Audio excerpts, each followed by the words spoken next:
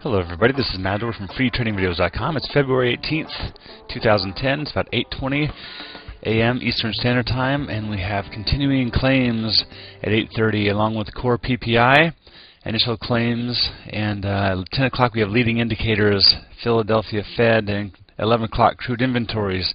So a good bit of news coming out this morning we need to pay attention to around 8:30.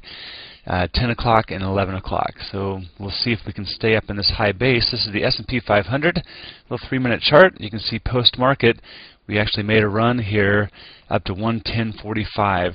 So this is yesterday's regular market action. If you kind of scrunch it all up on a 3-minute chart, you see how we traded that with higher lows and some lower highs, but again, equal through here. What I care mostly about is, again, what happens today.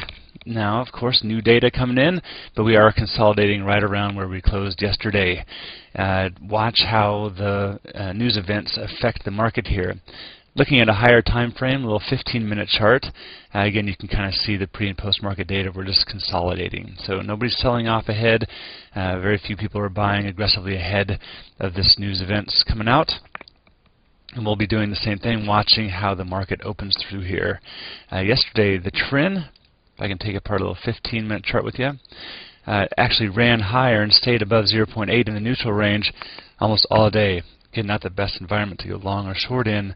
Trend Q, same thing, but a little bit better. Came back down here below 0.8, but never really trended back below this large bar. So you can draw a pretty good size support right through this level. So resistance again and again, big bar, comes back to support area.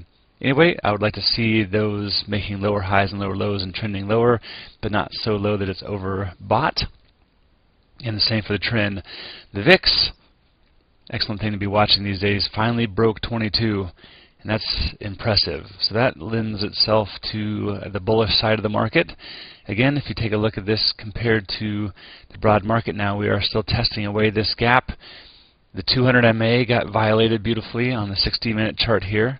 And on a daily, we're right into the 50 MA, and it's been down many, many bars in a row. So you've got a swing low, you've got a gap we just took apart, you've got the 50 MA for support. On the broad markets, you have the SPY anyway running up into a perfect overhead resistance of the 50 MA. You have a doji here as well, and a previous swing high to watch out for. We did take apart this gap very nicely, which is good for bullish sentiment.